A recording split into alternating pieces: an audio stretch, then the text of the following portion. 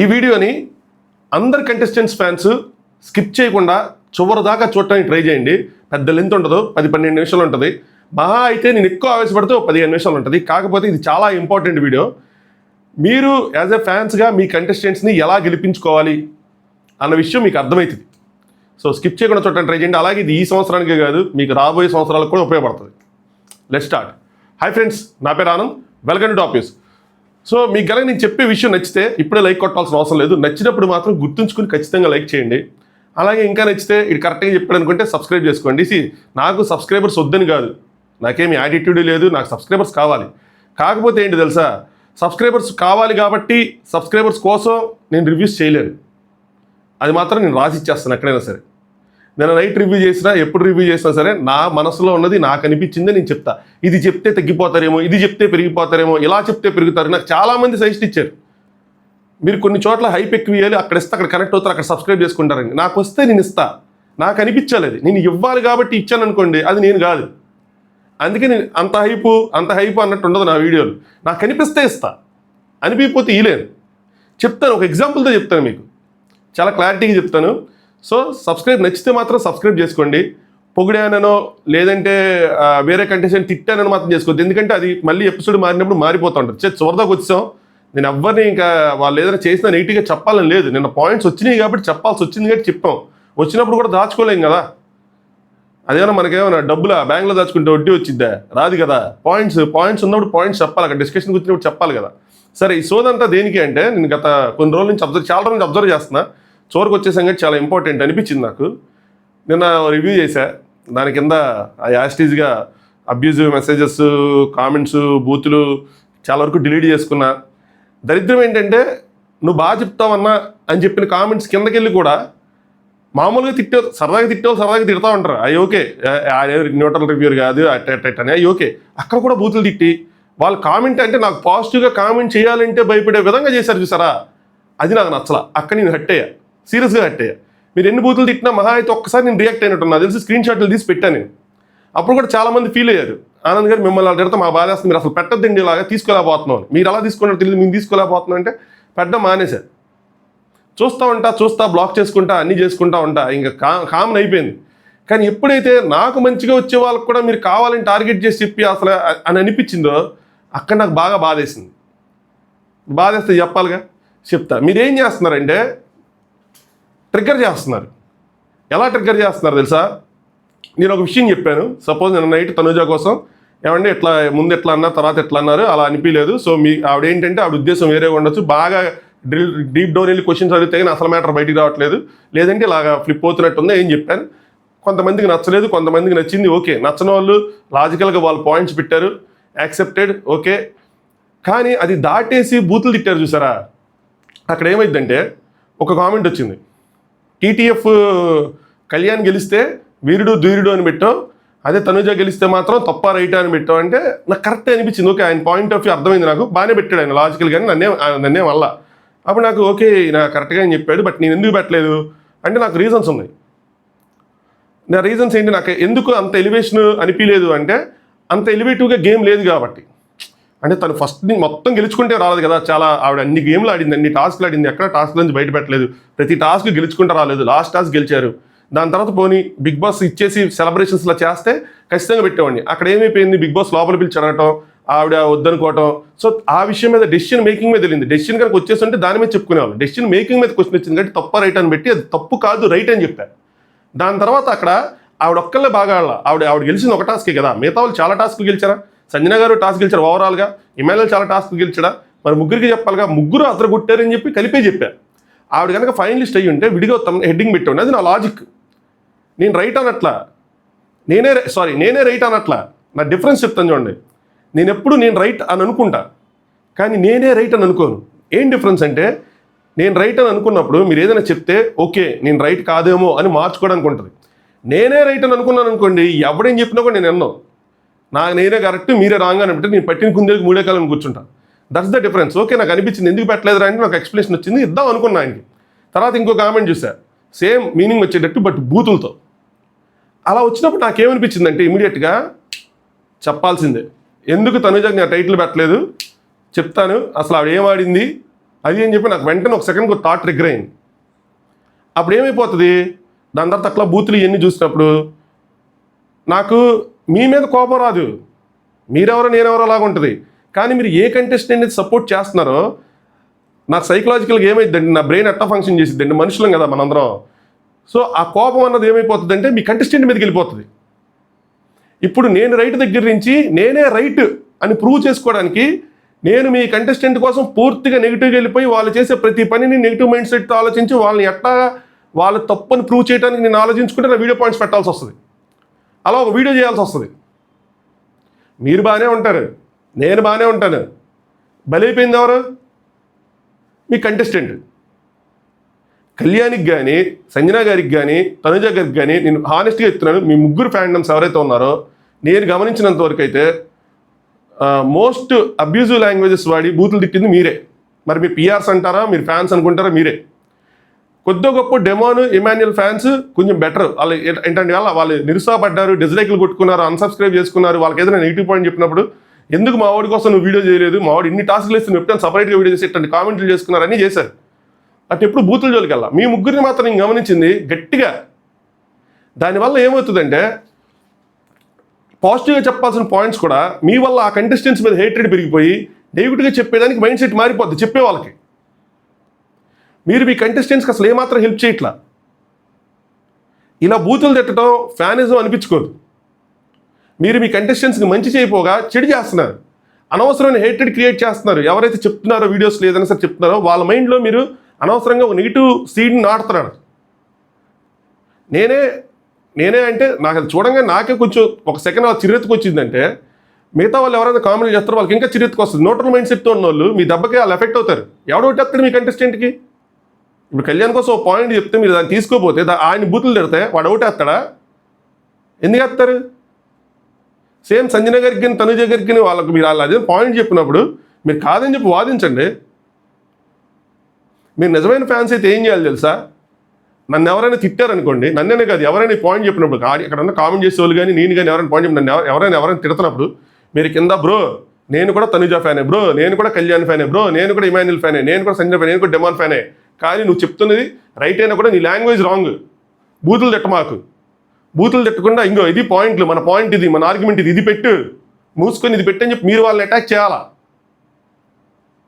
Attack అంటే బూతులు తిట్టమని కాదు, వాళ్ళకి సర్ది చెప్పాలా. అప్పుడు నేను ఆ కామెంట్ చూస్తున్నప్పుడు రిప్లై చేసుకుంటే పోన్లే ఇలా అర్థం చేసుకున్నారు అన్న విధంగా ఒక పాజిటివ్ అట్మాస్ఫియర్ అనేది క్రియేట్ అవుతుంది.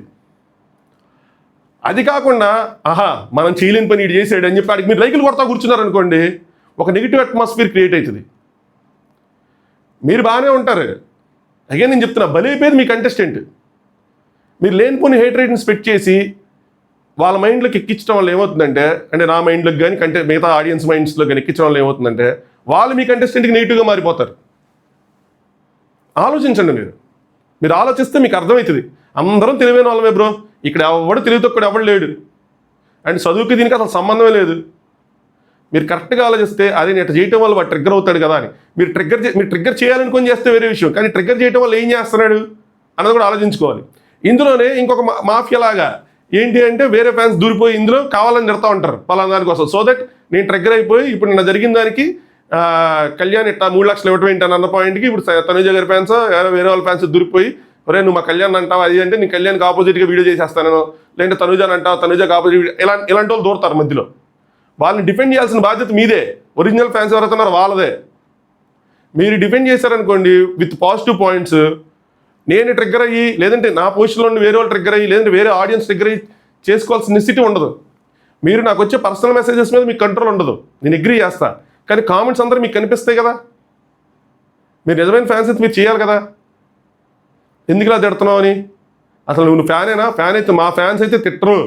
మీకు స్టాండ్ ఉండాల్సింది ఏంటంటే ఇంకో నేను మా తనుజ ఫ్యాన్స్ తిట్టరు, మా కళ్యాణ్ ఫ్యాన్స్ అబ్యూజివ్ వాడరు అని చెప్పడమే కాకుండా అక్కడ ప్రూవ్ చేయాలా. అప్పుడు మీరు ఒక మంచి ఎన్విరాన్మెంట్ క్రియేట్ చేస్తున్నట్టు, లేదంటే మీరు ఒక మాఫియాని రెడీ చేస్తున్నట్టు. దానివల్ల ఏమవుతుందంటే అందరూ మనుషులమే కాబట్టి హేట్రేట్ అనేది క్రియేట్ అయిపోతుంది. Somehow back of the mind ఇది మొత్తం పేరుకుపోయి నెక్స్ట్ ఒక పాయింట్ వచ్చినప్పుడు కూడా ఆ కోపం మీ మీద ఉండకుండా కంటెస్టెంట్ మీద ఉండి వాళ్ళకి వ్యతిరేకంగా వీడియోలు తెలియకుండానో తెలుసో తెలియకుండా ఏదో విధంగా వెళ్ళిపోతూ ఉంటాయి.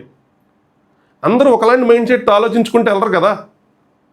నన్ను పాయింట్ ఆఫ్ టైంలో కొంతమంది బండబూతులు తిట్టారు, బట్ నేను అప్పుడు కూడా నేను ట్రిగ్గర్ అయ్యి నేను వేరే వాళ్ళకి వ్యతిరేకంగా చేయలేదు వీడియోలు. ఎవరి కోసం అయితే తిట్టారు నేను వాళ్ళ కోసం చేయలే, నేను చేయను. నాకు డిఫరెన్స్ తెలుసు. మీరు కంటెస్టెంట్ని ఫ్యాన్స్ నేను డిఫరెంట్గా చూడగలను. నేను నాకు ఆ మినిమం మెచ్యూరిటీ ఉంది. కానీ మిగతా ఆడియన్స్ నుంచి అది ఎక్స్పెక్ట్ చేయొద్దు. మీరు మిగతా ఆడియన్స్ కూడా అట్లాగే రియాక్ట్ అవుతారని చెప్పి వాళ్ళందరూ అట్లా రియాక్ట్ చేయాల్సిన నెసిటీ లేదు. మీరు వాళ్ళు తిట్టారు అనుకోండి, వాళ్ళు ఏం చేస్తారు, ఏదో పాయింట్ ఆఫ్ టైంలో మీకు మీ కంటెస్టెంట్కి వేయాల్సిన ఓటు వేయరు. ఇంకా ఇప్పుడు వాళ్ళ ఫేవరెట్, ఇప్పుడు సపోజ్ ఫర్ ఎగ్జాంపుల్ చెప్తారు, సోమనన్న భరణి ఎలిమినేట్ అయిపోయారు. ఆ ఫ్యాన్స్ ఎవరికొకరు ఓట్లేదు కదా. మీరు ఏదో పాయింట్ ఆఫ్ టైంలో వాళ్ళు తిట్టుంటే, అనుభూతులు తిట్టుంటే, ఆ హైట్రేడ్ అనేది మీ కంటెస్టెంట్ మీద క్రియేట్ అయ్యింది, ఖచ్చితంగా వేయరు. ఇంకోటి ఏం తెలుసా, అభిమానం ఉన్నా ఓటేస్తారులేదు తెలియదు, కానీ పక్కనోడు అంటే మాత్రం కోపం ఉన్నాడు ఖచ్చితంగా ఓటేస్తాడు ఇంకో ఆపోజిట్ సైడ్ ఉన్నోడికి. ఆ కోపం ఎందుకు వచ్చింది, మీ వల్ల వచ్చింది. మీరు ఎవరో ఒకళ్ళు వాళ్ళు తిట్టారు, ఏదో ఒకటి చేశారు. అది జనరల్గా మనందరూ రియాక్ట్ అయ్యే విధానం అది. ఇది ఎవ్రీ ఇయర్ గమనిస్తూ ఉంటున్నా, ప్రతి సంవత్సరం పెరిగిపోతూ ఉంది. ఇది బూతులు మాట్లాడటం అన్నది ఒక ఏమంటారు, అదొక ఫ్యాషన్ అయిపోయింది.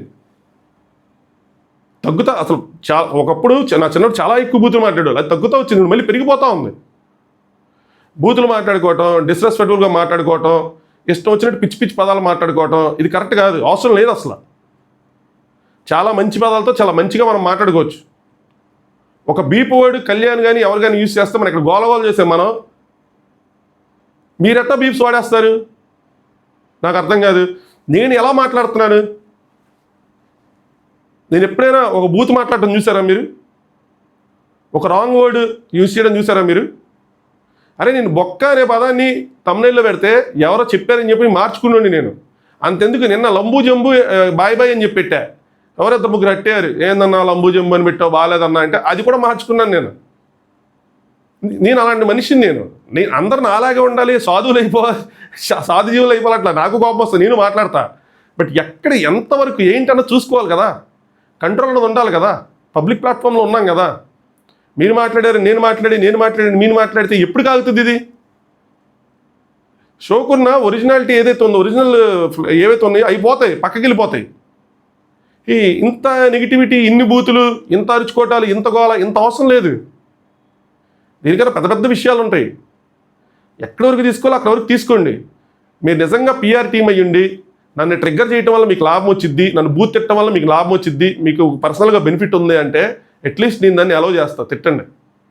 మీకు ఏది రాదన్నప్పుడు చేయబాకండి, అది కర్మరూపంలో మిమ్మల్ని హిట్ చేస్తుంది. నేను తప్పు చేశానని మీరు అనుకుంటున్నారు అనుకోండి, ఇది కావాలని తప్పు చెప్పాడు అని మీరు అనుకున్నారనుకోండి, కర్మ నాకు కూడా హిట్ చేస్తుంది. సేమ్ ఎవ్రీవన్, మనందరం ఈక్వలే కదా. ఎవడు ఇక్కడ ఎక్కువ కర్మకం అయితే మాత్రం ఎవరో ఎక్కువ ఎవరు తక్కువ కాదు కదా, అందరం ఒకటే కదా, అందరికీ అది ఈక్వల్గానే వర్క్ చేస్తుంది కదా. అలా అని చెప్పి మీ పాయింట్ పెట్టద్దు, కర్మ కాదు అని పని చేసుకుంటే దాన్ని అనట్లా, మీ పాయింట్ పెట్టండి. నేను డిఫరెన్స్ చెప్పాను, ఇద్దరు పాయింట్స్కి ఒక ఎగ్జాంపులే చెప్పాను ఎవరు అలా పెట్టారన్నది. ఆయనలోనూ కోపం ఉంది, ఈయనలోనూ కోపం ఉంది. ఆయన కోపం జస్టిఫైడ్. ఏంటి కళ్యాణ్ గెలిస్తే అలా ఎందుకు పెట్టో, తనుజ గెలిస్తే ఎందుకు ఇలా పెట్టలేదు అన్నది. ఈయన కోపం జస్టిఫైడ్ కాదు, ఇది హేట్రెడ్. ఇది యాంగర్కి హేట్రెడ్కి చాలా డిఫరెన్స్ ఉంది. మీరు హేట్ చేయాల్సిన నెసిటీ లేదు. అంత పర్సనల్గా మీరు ఎఫెక్ట్ అయ్యి ఎదుటివాడిని ఎఫెక్ట్ చేసి వాళ్ళని ట్రిగ్గర్ చేసి వాళ్ళని మీ కంటెస్టెంట్కి వ్యతిరేకంగా నుంచోబెట్టుకోమాకండి. మీకు ఎప్పటికీ అది ఎప్పుడు రైట్ స్ట్రాటజీ కాదు. మీరు అలా జరగకుండా ఉండాలంటే మిగతా ఫ్యాన్స్ స్టాండ్ తీసుకోవాలా. మీకు ఒక బూత్ కనిపిస్తే మాకు ఎందుకు లేనో, లేదంటే సంకలు గుర్తుకుని ఇటు తక్కువ అని కాకుండా, బ్రో ఆపు బ్రో నువ్వు ఎట్లా మాట్లాడకు, ఎస్ నీ కోపం రైటే, బట్ మన పాయింట్ ఇది, మిగతా మాటలన్నీ ఎడిట్ చేసి తీసేసి మంచిగా పెట్టు అని చెప్పండి. ఒకవేళ ఆయన ఎవరైనా ఇంట్రూడర్ అనుకోండి, బ్లాక్ షీప్ అనుకోండి, దొరికిపోతాడు మీకు. పట్టుకోండి, ప్రీవియస్ కామెంట్స్ కనిపిస్తాయి కదా, పట్టుకోండి. ఒరే నువ్వు వేరే కంటెస్టెంట్ ఫ్యాన్ అని ఎందుకు కావాలంటే చేస్తున్నావు, ట్రిగ్గర్ చేయడానికి చేస్తున్నాను, ఇదో పెద్ద స్ట్రాటజీ అయిపోద్ది రాబోయే రోజుల్లో, మీకు అర్థం కావట్లా. అంటే ఇప్పుడు నేను ఫర్ ఎగ్జాంపుల్ చెప్తాను, నేను ట్రిగ్గర్ అయిపోయాను అనుకోండి, నేను దానికి ఇప్పుడు తనుజ గారి ఫ్యాన్స్ నేను ట్రిగ్గర్ అయిపోయి ఇప్పుడు తనుజ కోసం నేను ఒక వీడియో చేసి, స్పెషల్ వీడియో చేసి తనుజని ఫుల్ నెగిటివ్ చేసి కళ్యాణ్ ఫుల్ పాజిటివ్ చేశాను అనుకోండి, నెక్స్ట్ ఇయర్ నుంచి ఇదే ట్రెండ్ సాగిద్ది.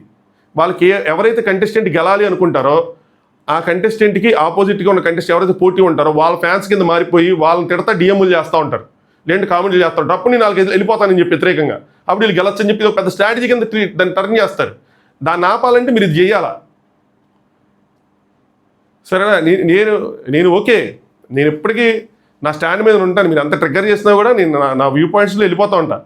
కానీ పోను ఇది ఎక్కువైపోతుంది అని తగ్గట్లేదే. నేను ఒకసారి మెసేజెస్లో చెప్పాను, స్టోరీస్ పెట్టాను, ఇట్లా చేయకండి రా, ఇట్లా చేసినంత మాత్రం నేను ట్రిగ్గర్ అవ్వను, అవసరం లేదు, మీకు పర్సనల్గా కాదని రివ్యూస్ మధ్యలో చెప్తా ఉంటాను. నిన్న ఎక్కువైపోయింది. నిన్న ఆల్మోస్ట్ ఒక 95, 97, 98 మంది అన్సబ్స్క్రైబ్ చేసుకున్నారు. నాకు తెలుసు, నేను వీడియోలో కూడా చెప్పాను అన్సబ్స్క్రైబ్ చేసుకుంటారు తెలుసు నాకు. బట్ నేను చెప్పాలి కదా. అది లేదంటే నేను ఎట్లా ఉండగలను? నేను సబ్స్క్రైబర్ల కోసం చెప్పాలని నేను ఇంకా గట్టిగా చెప్పగలను. నాకు ఆ టాలెంట్ ఉంది. కాకపోతే నేను ఏ టాస్క్ ఎవరంత గెలిస్తే నాకు లోపల నుంచి రావాలి. ఆ హైప్ అన్నది నాకు లోపల నుంచి రావాలి. వచ్చినప్పుడు నేను ఇస్తా. ఎవరినైనా సరే నేను క్రిటిసైజ్ చేయాలన్నా నాకు లోపల నుంచి వస్తేనే చేస్తా. కావాలని పలానా కంటెస్టెంట్ నెగిటివ్గా ఉన్నాడు కాబట్టి ఇంకా గట్టిగా తొక్కేస్తే మనకి ఎక్కువ సబ్స్క్రైబర్లు వస్తారనో, పలానా కంటెస్టెంట్ పాజిటివ్గా ఉన్నాడు కాబట్టి ఇంకా లేపేస్తే మనకి ఎక్కువ, అలా చేయలేను నేను. I'm being my self. అంటే కొంచెం న్యాచురల్గా ఉంటుంది. అంటే నాకు అనిపిస్తుంది నేను న్యాచురల్గా అలా వెళ్ళిపోతానని చెప్పి.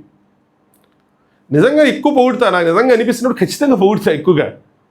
ఇలా అనిపించినప్పుడు నేను క్రిటిసైజ్ చేస్తా అంతే. మీరు అన్సబ్స్క్రైబ్ చేసుకుని తెలిసినా నేను అనుకున్న పాయింట్స్ చెప్పాలి కదా. చెప్పకపోతే నాకు అది నిద్ర రాదు. మళ్ళీ ఏంది నేను ఇట్లా చేశానా అనిపిస్తుంది అది. సో ఓవరాల్గా చెప్పేది ఏంటంటే, ఎవరిని తిట్టాల్సిన నెసిటీ లేదు. ఎవరైనా తిడితే మిగతా ఫ్యాన్స్ మీరు రియాక్ట్ అవ్వాలా, నేను రియాక్ట్ అవ్వటానికన్నా ముందు. అప్పుడు ఏమైందంటే నాలో హేట్రెడ్ క్రియేట్ అవ్వదు ఆ పర్టికులర్ కంటెస్టెంట్ మీద. మీరు డిఫెండ్ చేసినప్పుడు ఏమైందంటే పోలే వీళ్ళు డిఫెండ్ చేస్తున్నారు కదా అన్నట్టు ఉంటుంది. లేదంటే అది హేట్రెడ్గా మారిపోయి నాకు తెలియకుండానే మీ కంటెస్టెంట్కి వ్యతిరేకంగా నా బ్రెయిన్ ఫీడ్ తీసేసుకుంటుంది. ఇంకా లోపల అది తెలియకుండానే ప్రతి పాజిటివ్ పాయింట్ పాజిటివ్గా చెప్పకుండా నెగిటివ్ పాయింట్ ఇంకా నెగిటివ్గా చెప్తా మొత్తం నన్ను మార్చేస్తూ ఉంటుంది. అది జరుగుతుంది. బ్రెయిన్ మనందరం హ్యూమన్స్ కదా, అబ్జర్వ్ చేసుకోండి. సో దాన్ని ఎక్కడి వరకు తీసుకోవాలి అక్కడ వరకు నేను ఎలా తీసుకుంటున్నాను, మీరు ఎలా తీసుకుంటే కనుక కట్ అయిపోతుంది. అది ఆపాల్సిన బాధ్యత మిగతా ఫ్యాన్స్ ఎవరైతే ఉన్నారో మీదే ఉంటుంది. ఇందులో పిఆర్ స్ట్రాటజీస్ కూడా ఉండొచ్చు. కావాలని ట్రిగ్గర్ చేసే స్ట్రాటజీస్, ట్రిగ్గర్ చేసి ఆపోజిట్గా నెగిటివ్ చేసేద్దామని చెప్పి. పలానా ఈ రివ్యూర్ ఆనంద్ గడ ఎవడో చేస్తా ఉన్నాడు, వీడిని ట్రిగ్గర్ చేసేద్దాం, వీడు అప్పుడు మారిపోతాడు అన్నట్టు. నేను మారను, నాలో కొంచెం ఉంది. సో సరేనా. సో మిగతా వాళ్ళు తీసుకుంటే ఏంటంటే ఆ కొద్దో గొప్ప ట్రిగ్గర్ అయ్యేది, ఆ 1 సెకండ్ 2 నిమిషాలు నేను ఏదైతే ట్రిగ్గర్ అయ్యానో అది కూడా అవ్వకుండా ఉంటాను నేను. వెంటనే రిప్లైస్ ఏమొచ్చినా చూసుకుంటే వీళ్ళు ఓకే, వీళ్ళే స్టాండ్ తీసుకున్నారు, చాలు, ఇది చాలు, ఓకే పాయింట్ ఏం పెట్టారు, ఓకే ఇది పాయింటా, ఓకే కరెక్ట్ చేసుకుందామా, లేదంటే లాజిక్ ఎక్స్ప్లెయిన్ చేద్దామా అన్నట్టు ఉండాలి అంతే. అది సంగతి. చక్కగా చికెన్లు మటన్లు తినేసి టాప్ 5 స్పెషల్ అనాలిసిస్లు, ఒక ఓటింగ్ అనాలిసిస్లు ఇలాంటిది ఏదో చేసుకోకుండా ఎందుకు ఇవన్నీ మనకే ఎందుకు ఒకప్పుడు బాగానే ఉండేది కదా, ఎందుకు ఇప్పుడు? సరేనా. సరే, అగ్రీ చేస్తే ఖచ్చితంగా లైక్ చేయండి, మీ ఒపీనియన్ కామెంట్ చేయండి, సబ్స్క్రైబ్ చేసుకోండి. 80K అనుకుంటున్నాం మన టార్గెట్. పర్లేదు, మనం అలా లైక్స్ అలా కింద పడతాం, మళ్ళీ అలా లెగుస్తాం, మళ్ళీ కింద పడతాం. వన్ డే మనం అచీవ్ చేస్తాం. పడ్డామా లేచామా అన్నది కాదు, పడిన తర్వాత లేచామా అన్నదే ఇంపార్టెంట్. అది నేను ఎప్పుడు చేస్తా. అది సంగతి. చలో, ఇంకొక ఇది స్పెషల్ అనాలిసిస్ కాదు, అసలైన స్పెషల్ అనాలిసిస్ వస్తుంది. Thanks for watching. Top news.